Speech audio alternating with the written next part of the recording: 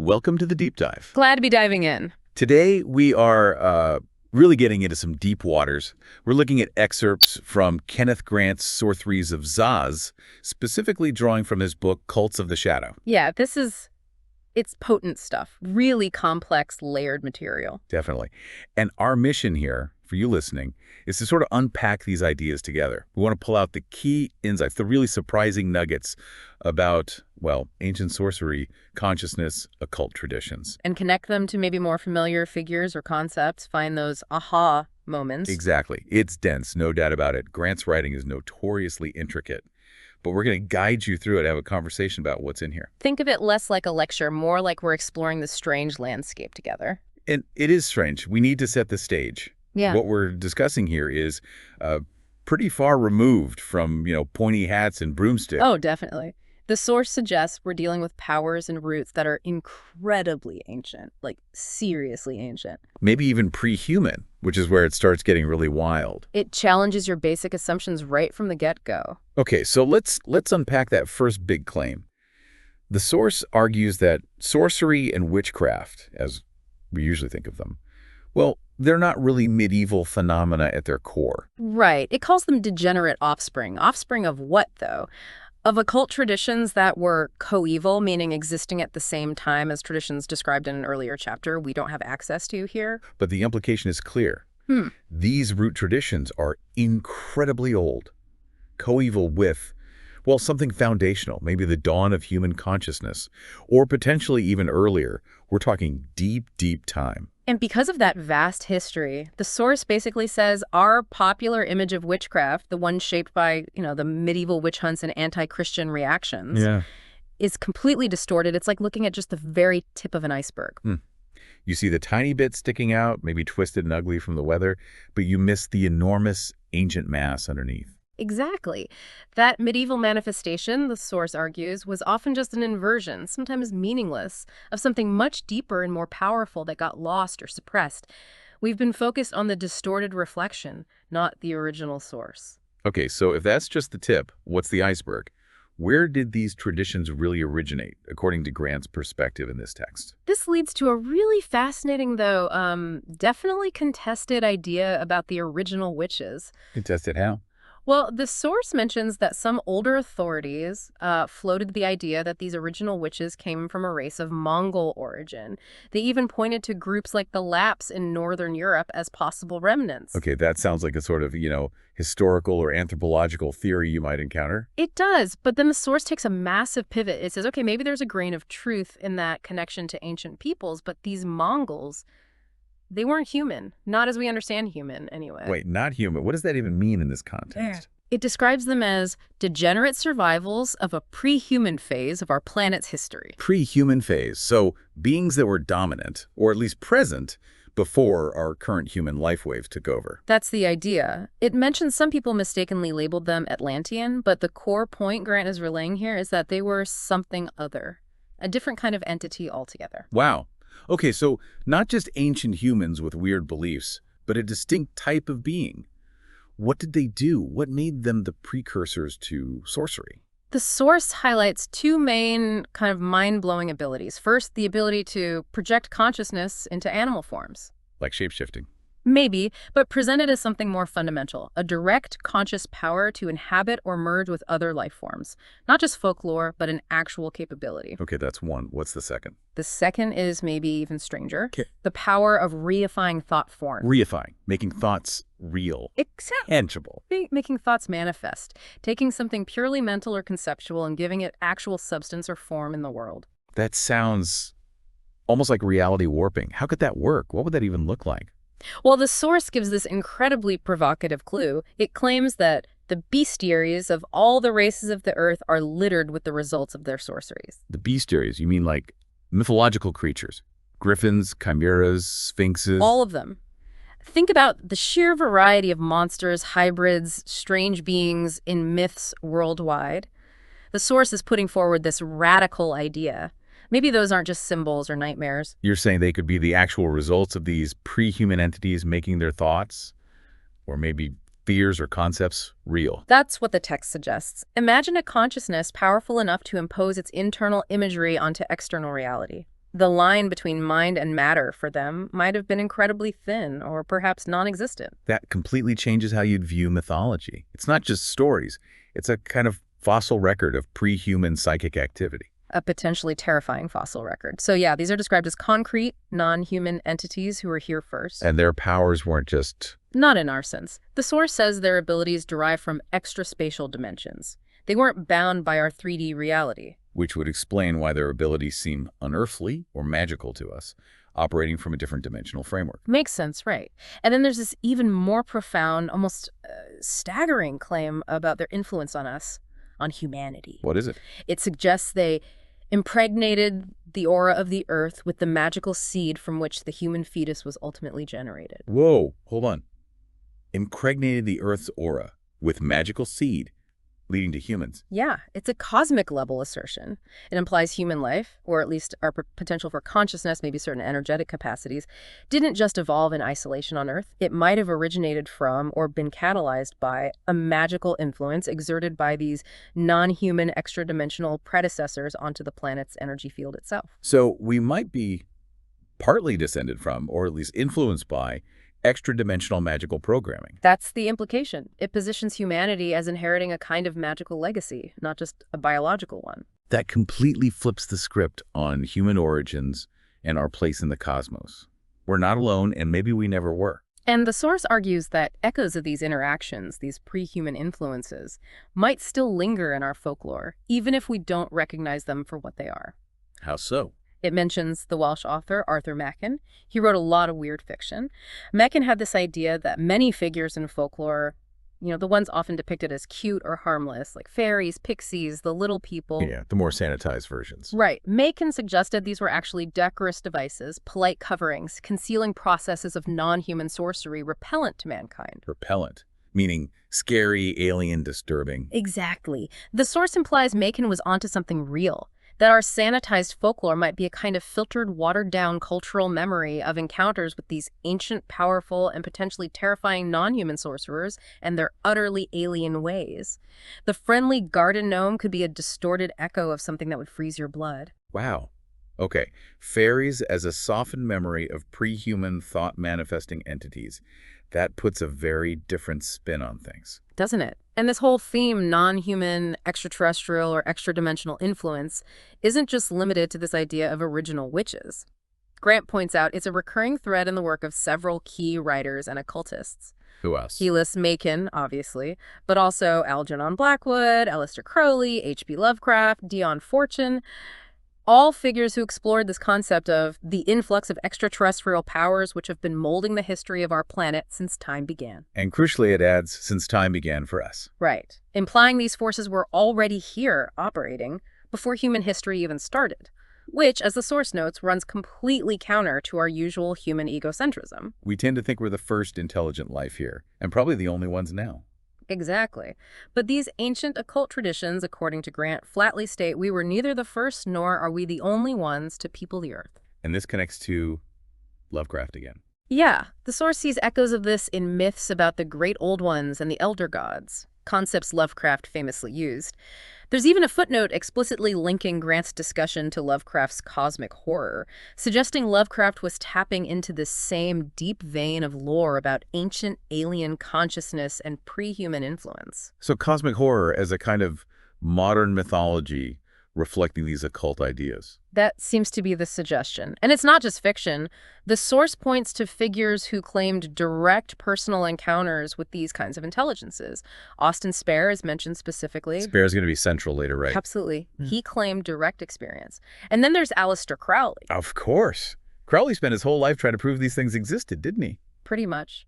The source says Crowley devoted his life, as documented in his own writings, to demonstrating that extraterrestrial and superhuman consciousness can and does exist independently of the human organism. For Crowley, these weren't just metaphors. They were real entities or forces you could contact and work with. Okay, so pulling this first section together, what's the main takeaway? It paints a picture of reality and Earth's history that's vastly deeper, weirder, and more populated than we usually imagine. It suggests magic isn't just a human invention, but might stem from interactions with non-human beings from other dimensions or earlier phases of Earth's existence. And that maybe human life itself carries an imprint of these forces. Occult traditions then become ways of trying to understand or engage with that legacy. Exactly. It sets up occultism not as fantasy, but as potentially engaging with the fundamental, perhaps pre-human structure of reality and the entities or forces within it. And it's from this deep, strange background that someone like Austin Osman Spare emerges. Right, Spare. The source positions him as someone who directly tapped into this ancient current. How did he get started? According to Grant, drawing from the book Images and Oracles of Austin Osman Spare, his initiation came through a really remarkable figure, an elderly woman named Patterson. Mrs. Patterson. And she had a lineage connecting back to Salem. She claimed descent from a line of Salem witches. Now, whether that means she was linked to the original deeper traditions or the later, maybe distorted ones, it connects her, and through her, Spare, to that historical stream of witchcraft. It suggests a genuine transmission of lore. She wasn't just a theoretical teacher for him, right? She influenced his art directly. Massively. The source notes she was the direct model for many of his distinctly sabbatic drawings and paintings. Her influence was deeply visual, feeding right into his unique artistic style. And her teachings formed the basis of his written magical system, too. Absolutely. Grant states that a lot of the occult knowledge she passed on suffuses two of Spare's key books, the Book of Pleasure and the Focus of Life. These became the foundation for his own system, the Zos Kia Cultus. Okay, so his encounter with Witch Patterson was the catalyst. Let's talk about the Zos Kia Cultus. What are Zos and Kia? Spare developed the system based on her teachings and his own experiences. Zos, according to Spare in the Book of Pleasure, is defined simply as the body considered as a whole I call Zos. So Zos is the physical self, the living flesh. What about Kia? Kia is described as the atmospheric eye. It's a bit more abstract. The source points out that for Spare, I and I were often interchangeable concepts, symbolically. So Kia connects to vision, awareness, but maybe a broader, non-localized sense of self or consciousness that isn't strictly tied to the physical body, the atmosphere around the self. Zos the body, Kia the atmospheric self or I. The source lists the key tenets of this cultus. Let's quickly run through them. They seem quite revealing. They really are. Okay, so the sacred book is the Book of Pleasure. The path is described as the eclectic path between ecstasies, the precarious funambulatory way. The deity is the all-prevailing woman, with a line, and I strayed with her into the path direct. The creed is the living flesh, Zos. And it emphasizes this with a powerful quote. Again, I say, this is your great moment of reality, the living flesh. That's interesting. A strong focus on the body, the physical, as sacred and real, unlike many systems that try to escape the physical. Very much so. Then, the sacrament is the sacred in-betweenness concepts. The word is, does not matter, need not be. The eternal abode, the ultimate goal or state, is the mystic state of neither, the atmospheric, Kia. And finally, the law is simply to trespass all laws. Okay, lots to unpack there. Let's look at the path. A collecting path between ecstasies, the precarious funambulatory way. What's that suggesting? Ecstasies implies intense states, altered consciousness. The path is between them, not constantly in ecstasy, maybe navigating the transition points. Eclectic means drawing from different places, and precarious funambulatory way. That's tightrope walking. So a challenging path, requiring balance, moving skillfully between intense states, rather than seeking one fixed state. Seems like it. It's dynamic, not static. And that ties into the sacred in-betweenness concepts and the mystic state of neither as the ultimate goal linked to Kia. In-betweenness and neither. So a focus on liminal states, things that aren't one thing or the other. Exactly. States or concepts that exist between our usual categories. Neither subject nor object. Neither being nor non-being. Neither is the ultimate expression of this a state beyond duality, described as mystic, identified with Kia. It's about accessing that space between definitions. And the word does not matter, need not be. That sounds almost nihilistic, or maybe incredibly freeing. It's radical, for sure. In a system that also deals with desire and making things real, saying does not matter, need not be, could mean profound non-attachment. Or, magically, it could be a formula to dismantle reality's hold on you by denying its necessity. If something need not be, maybe you can unmake it or free yourself from its influence. And to trespass all laws, is that just about breaking rules? Probably not just social rules. In a system aiming to go beyond duality, trespassing laws likely means transcending the limitations of all conventional frameworks, social, moral, maybe even perceived physical laws, by operating from that neither state, outside the system entirely. Radical freedom through transcendence. The source also mentions the core symbols for Zos and Kia, the hand and the eye, and it connects them to Kabbalah. Yes, it points out the Kabbalistic links. The hand corresponds to the Hebrew letter Yod, value 10. The eye corresponds to Ayin, value 70. Together, 10 plus 70 equals 80. And 80 is the value of the Hebrew letter P, which means mouth.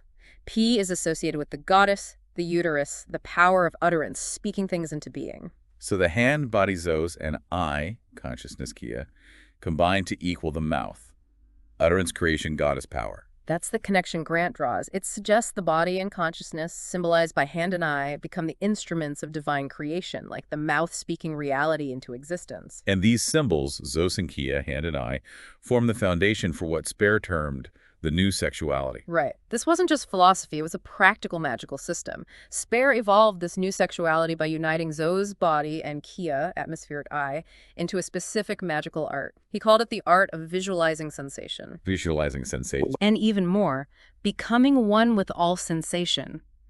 It's about integrating physical feeling, conscious awareness, and visualization into a unified magical act, moving beyond just physical sex. And the ultimate aim of this new sexuality is pretty extreme. It's aiming for nothing less than transcending all the dualities that structure our existence, good-evil, self-other, life-death.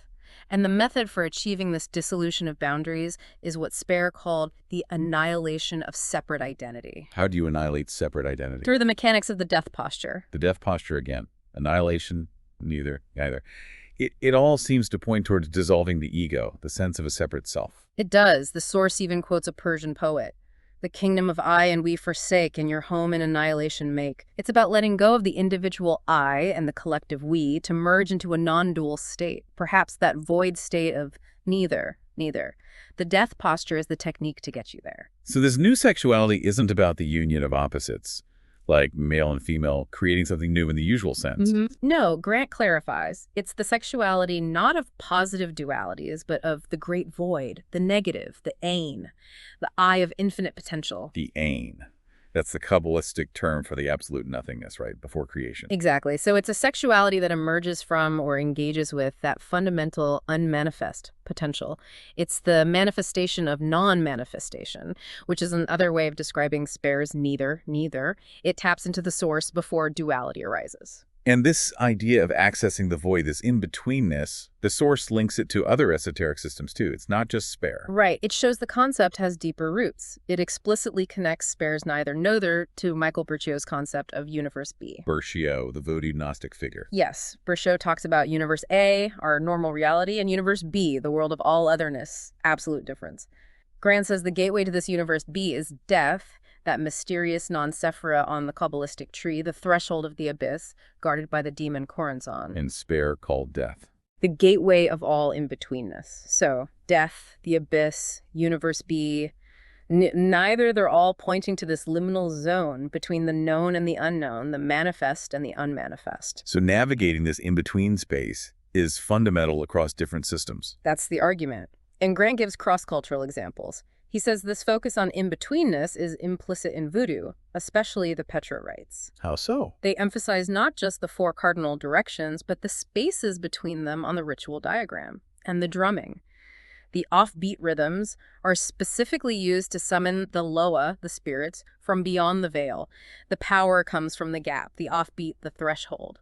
That's a fascinating practical example, the rhythm itself opening the gateway. And it connects to Tantra, too, specifically the Vama mark, the left-hand path. This tradition also focuses on the 8 directions, the 4 cardinal, and the 4 intermediate points. The in-between points again. Symbolized by the yantra of Kali, the black goddess, often shown with an 8-fold cross or 8-petaled lotus. Grant interprets this as representing the goddess of the 7 stars, often linked to the Pleiades and Sirius mysteries, plus her son, Set, or Sirius. Again, emphasizing the directions and the spaces between.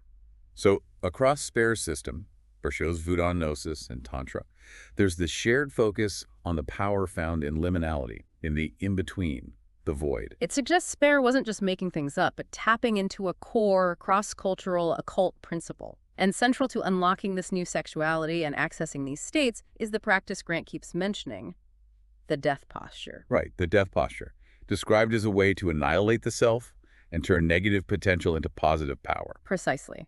It's a formula Spare apparently evolved to reify the negative potential in terms of positive power. You consciously engage with negation, death, the void, and somehow transmute that into manifest energy or reality. And the source gives it ancient roots, Egypt. Yeah, it points to the mummy in ancient Egypt as the archetype. The preserved, still body-holding potential power. A link to the duat, the underworld. And in tantric practice, it's about consciously simulating death. Yes, including the total stilling of the psychosomatic functions. Not just holding still physically, but deliberately calming the mind-body system to mimic death. Grant calls it the assumption of the God form of death. You embody the principle of death itself to transform. And interestingly, the source mentions figures outside specific magical traditions who seem to use this principle. Yeah, this is compelling. It brings up Bhagavan Sri Ramana Maharshi, the famous Advaita sage. His enlightenment experience famously came from simulating death in his youth, intensely contemplating, what is it that dies? And Thakur Honath. His story's even more dramatic. He fell into a death trance for hours, was thought dead, prepared for cremation, then emerged totally transformed, physically and consciously. And maybe Srinagar Baba's amnesia. Grant speculates it might have been a form of spiritual death he emerged from with his spiritual power. And the crucial point made is that Spare developed his death posture theory independently, before published accounts of these figures were widely available. Suggesting he tapped into a fundamental mechanism of transformation common to different paths. Exactly. That consciously engaging with dissolution or death, symbolically or simulated, can be a powerful key to bypassing ego limits and accessing deeper realities or power. It's a path through negation to realization. And the source finds this in Western traditions, too. Rosicrucianism.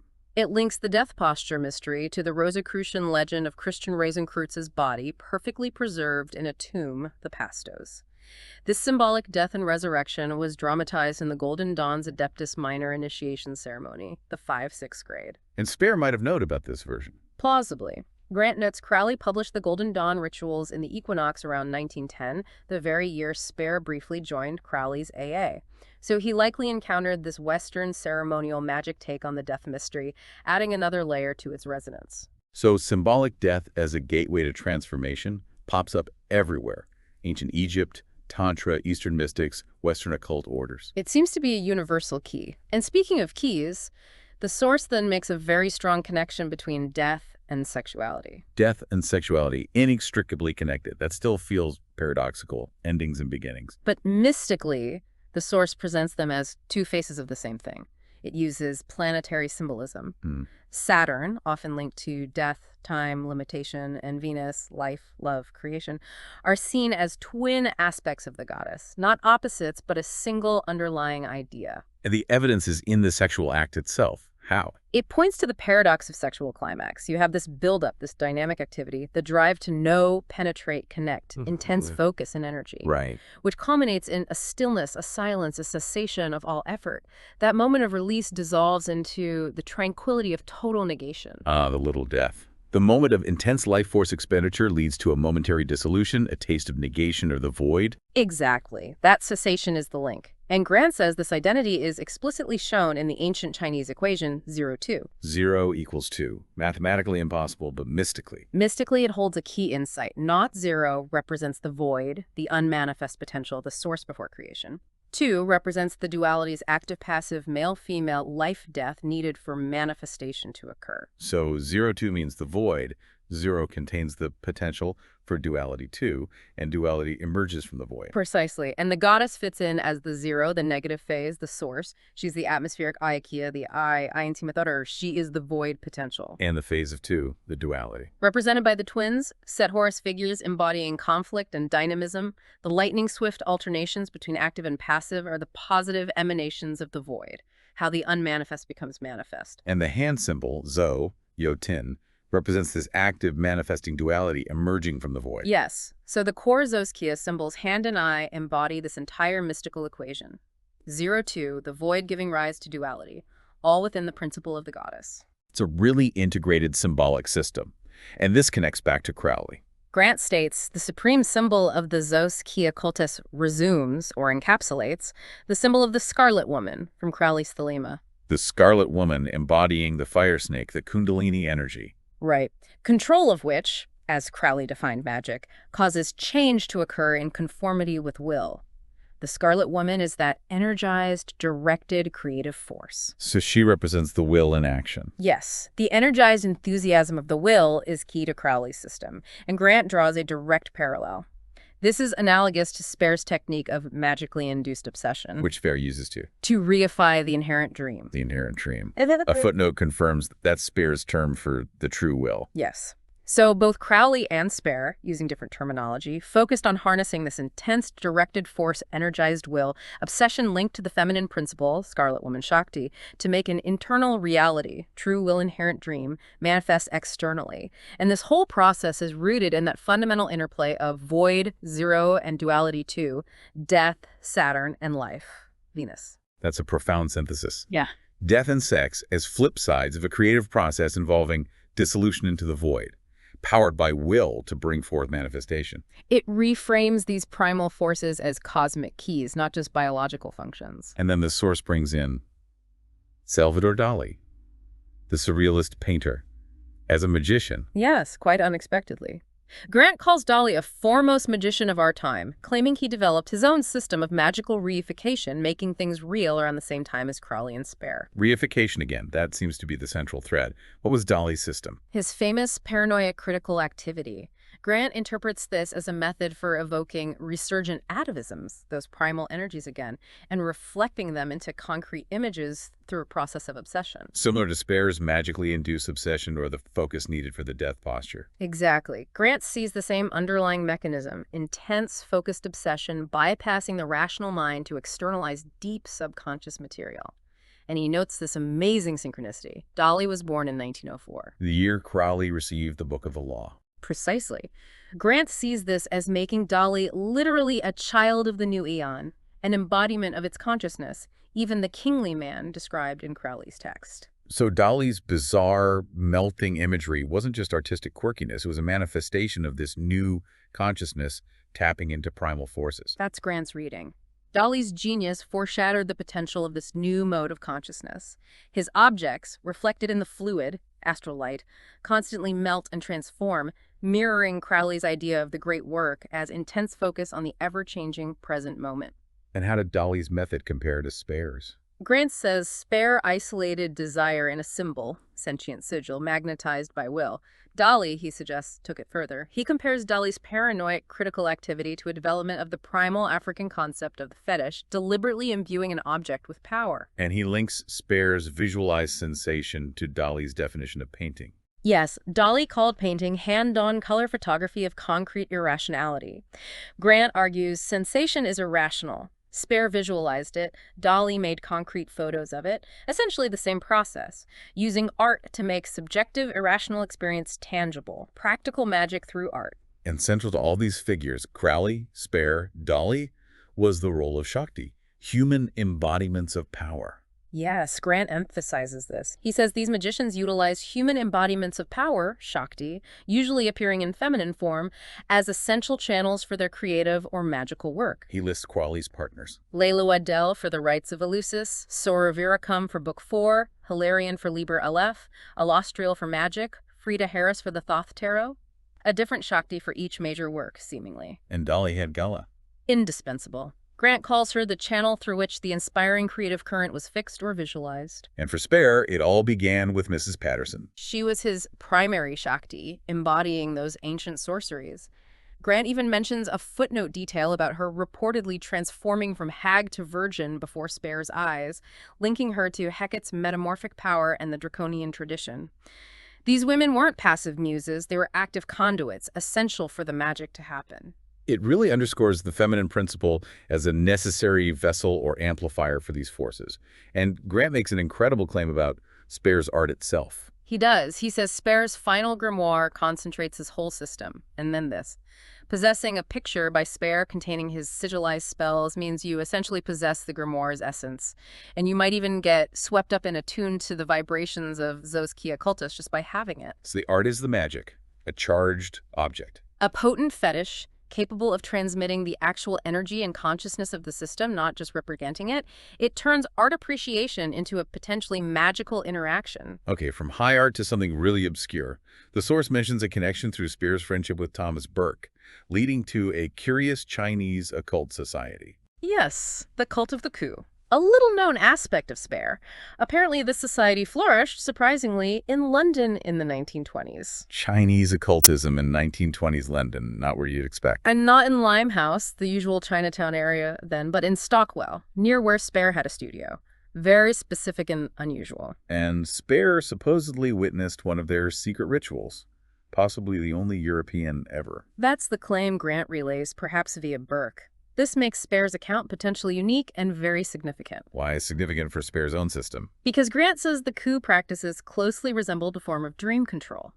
Spare had learned years earlier from Witch Patterson, an unexpected convergence. What does coup mean here? Grant explains it as a peculiar form of sorcery involving elements which Spare had already incorporated in his conception of the new sexuality. So, directly related to Zos, Kia, the void, in-betweenness. And the ritual itself, what did Spare supposedly see? The core involved worshipping a serpent goddess, embodied by a dedicated female priestess. During the ritual, she became possessed. Possessed? And then? She emanated multiple forms of the goddess as sentient shadows, or shadow women.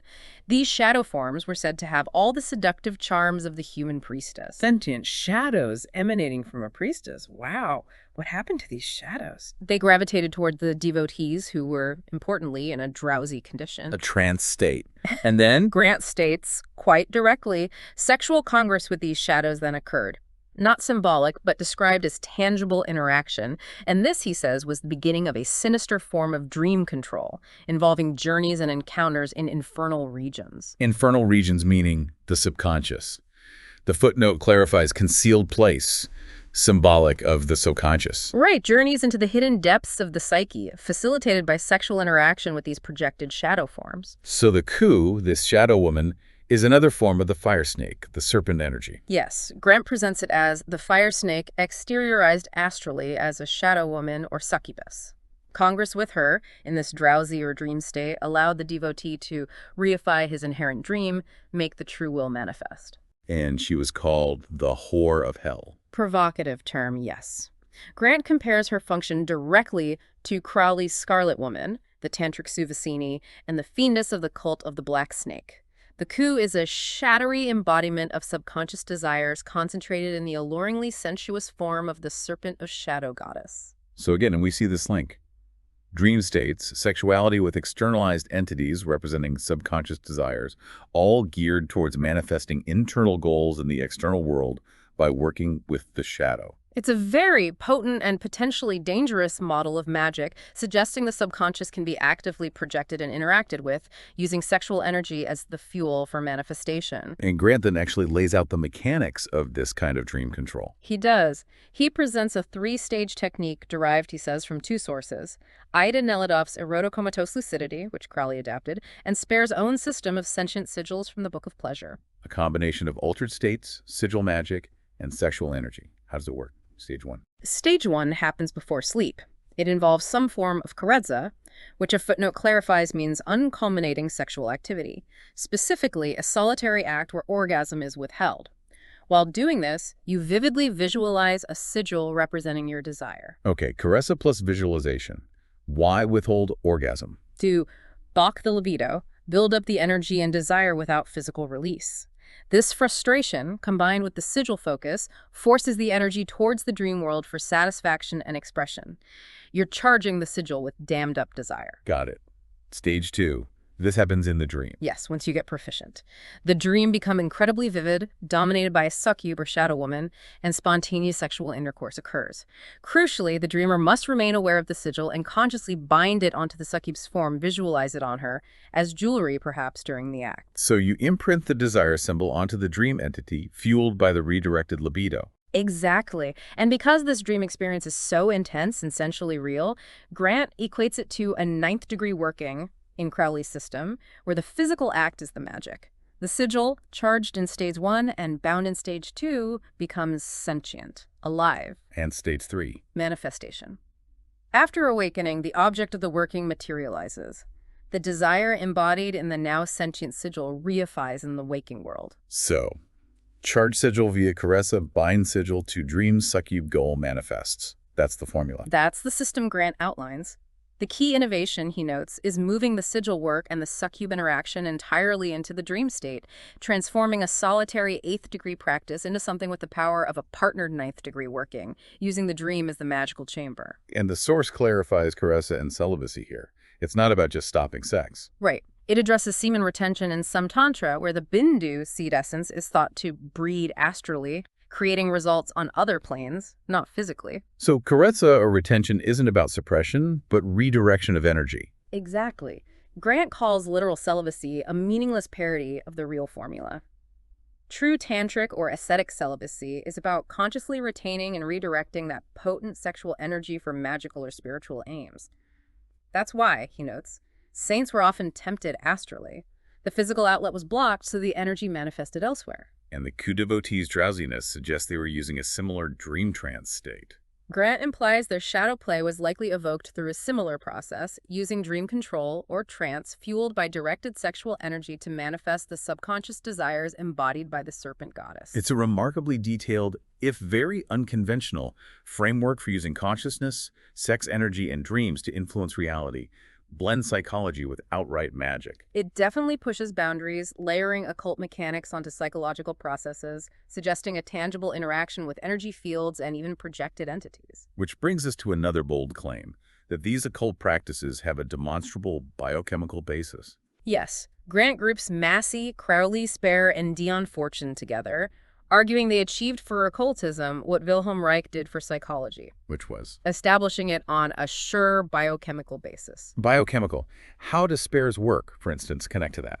Grant points to Spare's sentient symbols and alphabet of desire, which linked body marmas, vital points, to specific sex principles. He claims this anticipated Reich's work in several ways. So Spare intuitively mapped body energy points to psychological sexual states and symbols, prefiguring Reich's bioenergy theories. That's the connection Grant makes. Reich, between 1936-39, claimed to discover orgone energy, the vehicle of psychosexual energy.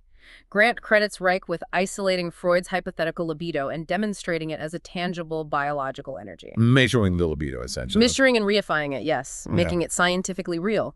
Grant sees this as validating the bioenergy occultists like Spare were working with. But Reich wasn't completely right about orgone. Grant says Reich was wrong to think it was the ultimate energy.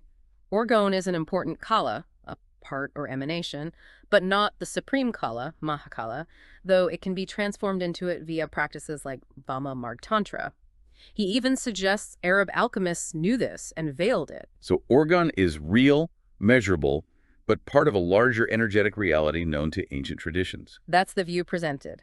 Reich's significance, Grant argues, was placing psychology on a biological basis and demonstrating a tangible magical energy scientifically, perhaps the first since Reichenbach's odic force. And Spare was working with this energy concept even earlier. Grant suggests Spare suspected this energy was key to reactivating atavisms back in 1913. He called it cosmic energy, the atmospheric ease, Kia, responsive to subconscious suggestion via sigils and the body, Zos, to make things real. This connects to Spare's dreams of strange buildings. Grant suggests they were adumbrations of a future geometry, glimpses of potential forms within this energy field. He links this to Levi's ideas about the astral light reifying things, with Spare providing the method via his alphabet of desire, the correspondences between sexual impulse and symbol form. So Spare's magic was a way to interact with this energy field and potentially manifest new forms from the void. That's the picture, and Dali is brought back in here too. His accommodations of desire, those empty, shadowy voids in his paintings, are seen as representing the origin of manifestation from non-manifestation. The idea that something is only by virtue of the fact that it is not. And the big synthesis here is, Grant explicitly states that Reich's orgone, Spare's atmospheric eye, and Dali's accommodations of desire all refer to an identical energy manifesting through the mechanics of desire. wow, science, occultism, art, all pointing to the same fundamental energy manipulated by desire. Yes. And the keys to unlocking its potential for unlimited manifestation are desire, energized will, and obsession. All form and power are latent in the void, Grant asserts, and its God form is the death posture. So the state of negation, void death posture, holds all potential, released and shaped by desire, will, and obsession, acting through this fundamental energy. That's the powerful unifying framework Grant presents, drawing together these disparate figures and fields. And he grounds all this theory back in very ancient practices. Right back to the beginning. He reiterates these ideas aren't new, but rooted in antiquity. Some of those ancient practices, he claims, in distorted form, were the basis for the medieval witch cult and things like the Salem trials. He laments that persecution wiped out most overt traces of both the genuine old cults and their later degraded versions. But key symbols survived. Yes, crucial symbols of the original cults persisted through eon-long cycles, and these symbols significantly all suggest the backward way. The backward way, the footnote says that's the way of resurgent atavisms. Exactly. Turning back, going inward and downward to reconnect with primal, ancient energies and states of being. And Grant lists some of these surviving symbols. He does. Things like the Sabbath sacred to Sebek or Sept, often linked to Saturn Set, the number 7, the moon, animals later deemed unclean, cat, jackal, hyena, pig, black snake, animals later deemed unclean, movements like widdershins, counterclockwise, and the back-to-back dance. Animals later deemed unclean, the anal kiss, later demonized, but perhaps originally symbolic. Animals later deemed unclean, the number 13. Animals later deemed unclean, the witch on the besom. Animals later deemed unclean, nocturnal creatures like the bat. Animals later deemed unclean, amphibians, the batrachia, especially the toad, frog, or hecht. Many symbols heavily associated with negative stereotypes of witchcraft. Precisely. Grant says these originally typified the draconian tradition linked to dragon, serpent power, primal forces, but this tradition got degraded by the pseudo-witch cults under Christian persecution. The symbols lost their meaning and became inverted. Yes. The mysteries were profaned, rites condemned. The cult became just a collection of inverted and perverted religious rites and symbols having no inner meaning, reduced to mere anti-Christian gestures. Instead of what they were originally. Which Grant calls living emblems, sentient symbols of anti-Christian faith. They weren't just pictures, they were the power embodying consciousness. And the Heck footnote comes back here, linking the frog toad to Hecate transformation and Witch Patterson's shapeshifting. Yes, reinforcing that these symbols held deep meaning related to metamorphosis and primal power embodied by figures like Patterson. So understanding these symbols at their original deep draconian level makes Spare's system understandable. That's Grant's argument. When you grasp the original meaning, Spare's sorcery, received via Patterson, becomes explicable as a modern expression of this ancient draconian current. And the ultimate implication of seeing things through this draconian lens. Grant concludes the section by stating, all magical circles, sorceries, and cults are then seen as manifestations of the shadow. Which leads us with a huge question. What does it mean for all this ancient traditions, powerful symbols, modern magic to be manifestations of the shadow? Is shadow just negative? Or is it the unconscious, the hidden, the repressed, the primal, the non-human otherness that these traditions engage with? It suggests all these explorations are fundamentally about interacting with that vast, potent, and often challenging hidden dimension of reality. We have definitely covered a lot of ground in this deep dive. Yeah. Really deep, maybe even unsettling ground. Absolutely. From pre-human entities potentially seeding humanity through Spare's radical Zos Kia Cultus, the new sexuality, the power of the death posture. To seeing connections between figures like Crowley, Dali, even Reich, all grappling with energy, consciousness, will, desire. And tracing it all back to those ancient distorted roots in the draconian tradition, the backward way, the shadow. Yeah, it's clear we've only, skimmed the surface of Grant's complex web of ideas here. These excerpts weave together myth, magic, art, psychology. All connected by these threads of consciousness, fundamental energy, exploring the in-between, the void, the unmanifest potential. It really forces you to question conventional history, reality, the power lying dormant in the psyche, and its connection to maybe deeper, older, non-human forces. It definitely presents a universe far stranger and more interconnected than the everyday view, where mind, symbol, energy, and reality are deeply intertwined. And thinking about that final synthesis, desire, will, obsession as keys to manifestation, all power latent in the void with the death posture as its God form. It really makes you wonder, doesn't it? What untapped potential and maybe what dangers lie hidden in the shadows of consciousness and the mystery of death in those infernal regions of the subconscious? What realities might you be interacting with right now without even knowing it? What power waits within you to be reified?